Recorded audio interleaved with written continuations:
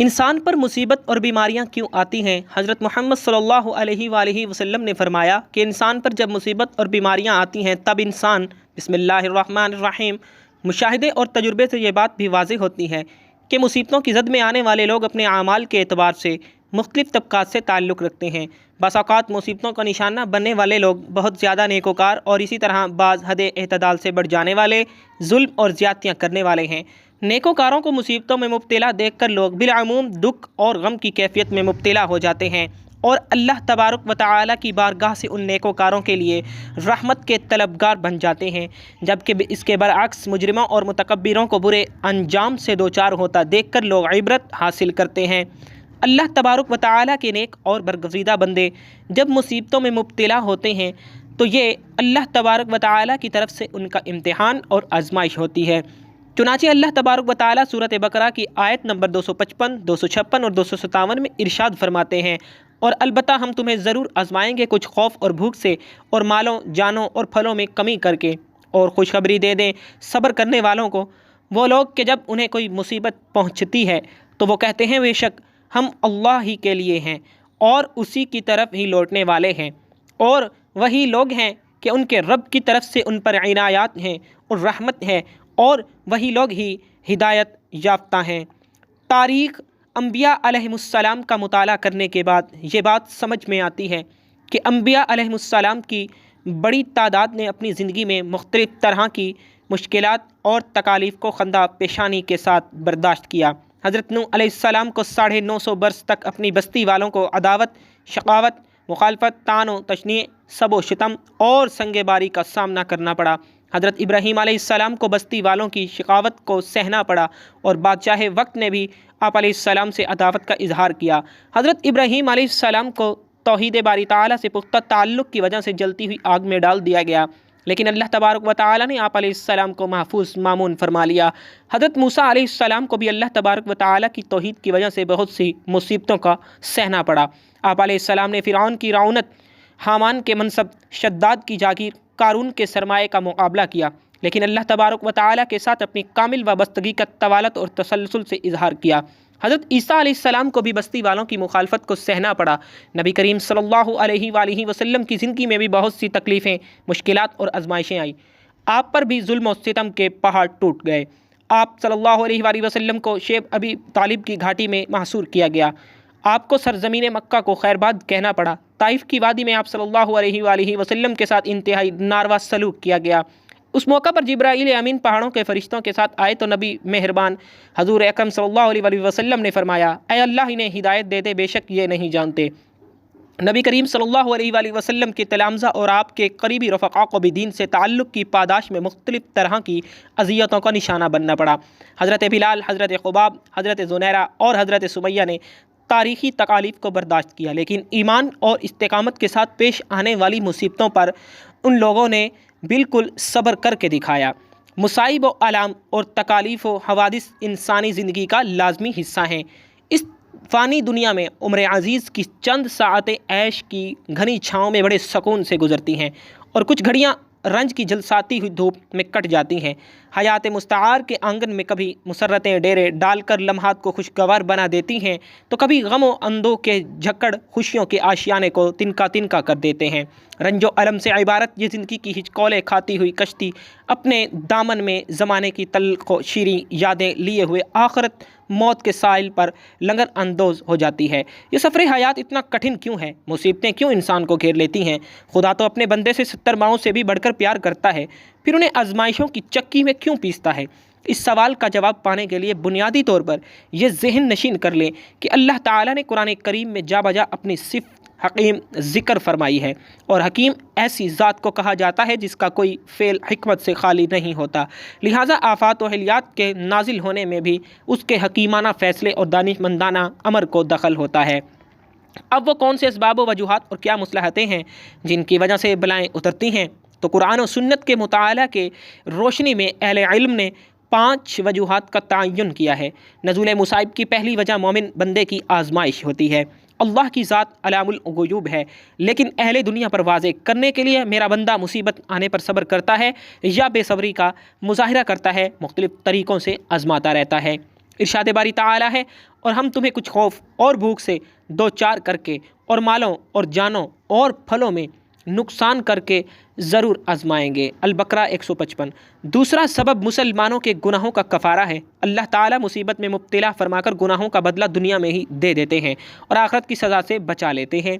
हज़रत अबू सईद रज़ियल्लाहु ताला अन्हु से रिवायत है कि रसूलुल्लाह सल्लल्लाहु अलैहि वसल्लम ने इरशाद फरमाया, मोमिन मर्द को जो भी दुख और जो भी बीमारी और जो भी परेशानी और जो भी अजियत पहुँचती है, यहाँ तक कि उसको कांटा भी चुभता है, तो अल्लाह ताला इसकी वजह से उसके गुनाहों की सफाई कर देता है।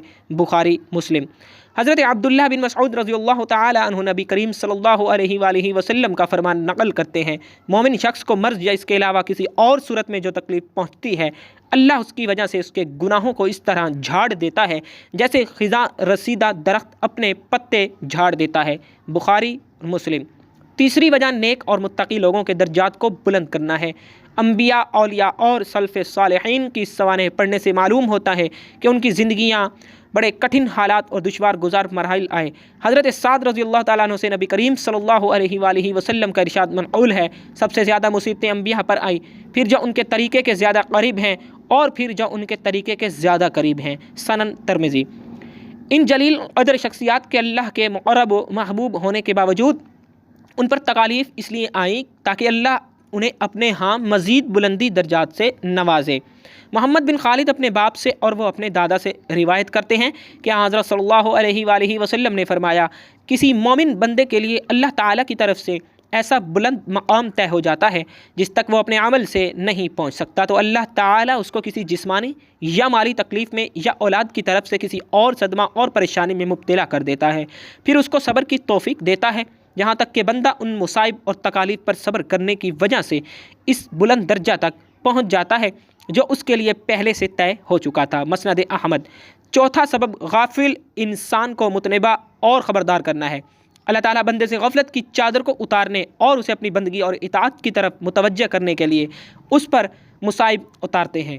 फरमाने खुदाबंदी है और हम इन नाफरमानों को बड़े अजाब से पहले छोटा अजाब चखाते हैं ताकि वो बाज आ जाएँ। एहज़ाब। ज़िंदगी की उलझनों, मुशक्क़तों और मुसीबतों का आखिरी और अमूमी सबब इंसान की बदअमली, फस्को फजूर, खुदा के हुक्म अदली और शरीयत के अहकाम से रूगर्दानी है। अल्लाह ताला जब गुनाहों की वजह से अपने बंदे पर नाराज़ होता है तो उस पर अपनी रहमत के दरवाज़े बंद कर देता है और उसकी ज़िंदगी से राहत और सुकून को ख़त्म कर देता है, जिसकी अलामत ये होती है कि मुसरत और शादमानी के तमाम असबाब व साइल के होते हुए भी दिल बेचैन रहता है। खलाक़ आलम ने अपने मुक़द्दस कलाम में बारहा इस हकीकत को आश्कार किया है। इरशाद खुदाबंदी है और जो मुसीबत तुम्हें पहुँचती है वो इन आमाल की वजह से होती है जो तुम्हारे हाथों ने कमाए हुए होते हैं। शुअरा 30। दूसरी जगह इरशाद है, और जिस शख्स ने मेरी याद से मुँह मोड़ा तो बिलाशुबा उसकी ज़िंदगी तंग हो जाती है और क़यामत के दिन हम उससे अंधा करके उठाएँगे। कुरान करीम में गुज़िश्ता हलाक शुदा अक़वाम व उमम का मुतअद्दिद मकामात पर तज़किरा है। उसका सबब भी उनकी सरकशी, नाफरमानी और वक्त के नबी की तालीमात से इन्हिराफ को बयान किया गया है। नबी करीम सल्लल्लाहु अलैहि वसल्लम ने भी अपने इरशादात में मुख्तलिफ़ गुनाहों को मुख्तलिफ़ मुसीबतों के नाजिल होने का सबब बताया है। हज़रत अब्दुल्लाह बिन उमर रज़ियल्लाहु ताला अन्हु की रिवायत से नबी करीम सल्लल्लाहु अलैहि वसल्लम का इरशाद है, उस वक्त तुम्हारा क्या हाल होगा जब 5 चीज़ें तुम में पैदा हो जाएंगी और मैं अल्लाह से पनाह चाहता हूँ इस बात से कि तुम उनका इर्तिकाब करो।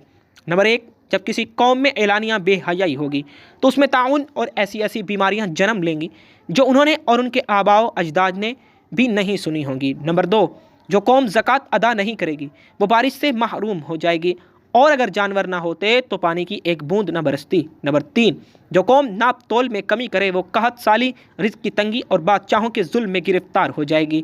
नंबर 4, जब उमरा अल्लाह के नाजिल करदा अहकाम के ख़िलाफ़ फ़ैसले करेंगे तो दुश्मन उन पर मुसल्लत हो जाएगा जो उनकी चीज़ें उनसे छीन लेगा। नंबर 5, जब लोग अल्लाह की किताब और उसके नबी की सुन्नत को छोड़ बैठेंगे तो बाहमी खाना जंगी में भी पड़ जाएंगे।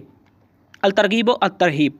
मसाइल के हल और मुसाइब को रफ़ा करने के सिलसिले में शरीयत ने 3 काम करने की तरगीब दी है जो गम को हल्का करने और दिल की तसल्ली में मुआविन और मददगार साबित होते हैं।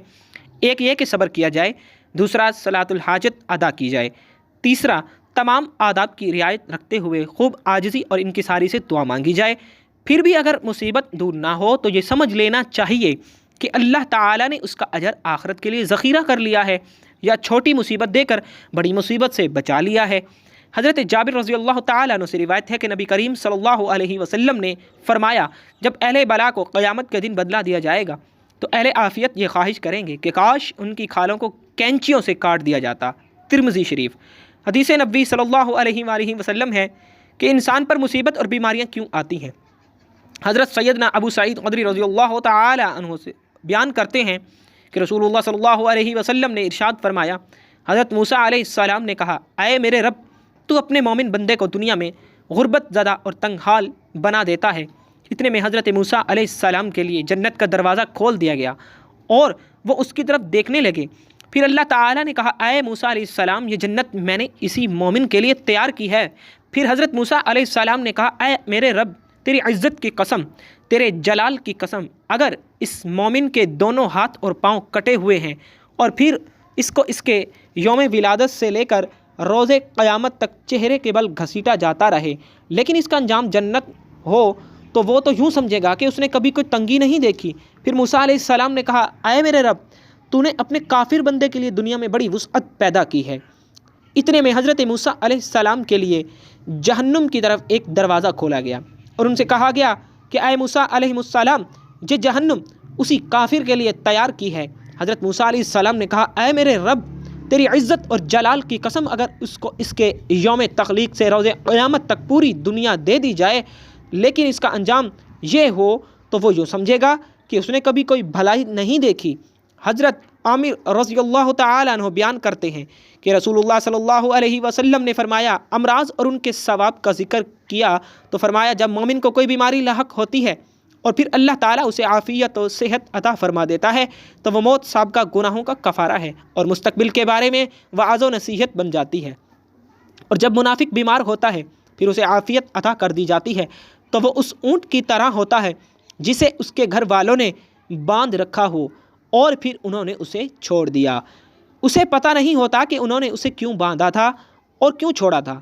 کسی شخص نے عرض کیا، اللہ کے رسول صلی اللہ علیہ وسلم، بیماریاں کیا ہوتی ہیں؟ اللہ کی قسم، میں تو کبھی بیمار نہیں ہوا۔ آپ صلی اللہ علیہ وسلم نے فرمایا، ہمارے پاس سے چلے جاؤ، تم ہم میں سے نہیں۔